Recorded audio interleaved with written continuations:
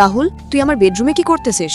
Ma'am সাহেব, আজকে তো সুজয় স্যার বাসায় নেই। সুজয় স্যারের কাজটা না হয় আজকে আমি আপনার সাথে করি। এই দেখ, আমার হাতে সুজয় দেওয়া এনগেজমেন্টের রিং। তুই এত বড় কথা বলার সাহস পাইলি কিভাবে? এরপর থেকে যদি এই কথা বলিস তাহলে সুজয়কে আমি সব বলে দেব। সরি ম্যাম সাহেব, আমার ভুল হয়েছে। আমি আর কখনো এরকম কথা বলবো না। তখন রাধিকা সেখান থেকে চলে যায়। সাহেব, আপনাকে বলছিলাম না রাধিকা ম্যাডাম অনেক ভালো মানুষ। হ্যাঁ রাহুল, সেটা আজকে আমি নিজের চোখে দেখলাম। রাধিকা আমাকে কত ভালোবাসে। এদিকে রাধিকা তার ফোনের রেকর্ড চালু করে তার বেডরুমে রেখে গিয়েছিল। এজন্য তাদের সব কথা শুনতে পায়। আজকে সুজয় রাধিকাকে রেখে বিদেশে যাচ্ছে।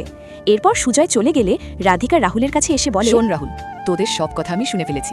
আর তুই আমাকে যা বলছিস সব রেকর্ড করে রেখেছি। এখানে 5,000 টাকা আছে, এই টাকাটা রেখে দে। আমি আমার বয়ফ্রেন্ডকে বাসায় নিয়ে আসবো।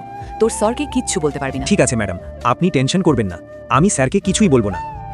হ্যালো বেবি, আজকে সুজয় বিদেশে গিয়েছে। তুমি যত তাড়াতাড়ি পারো আমার বাসায় আসো, অনেক মজা হবে।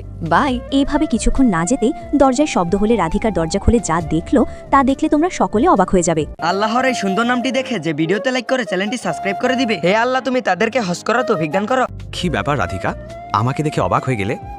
আশেপাশে কি তোমার বয়ফ্রেন্ডকে দেখতে পাচ্ছ না? সুজয়, তুমি এখানে কিভাবে? তুমি তো বিদেশে চলে গিয়েছিলে।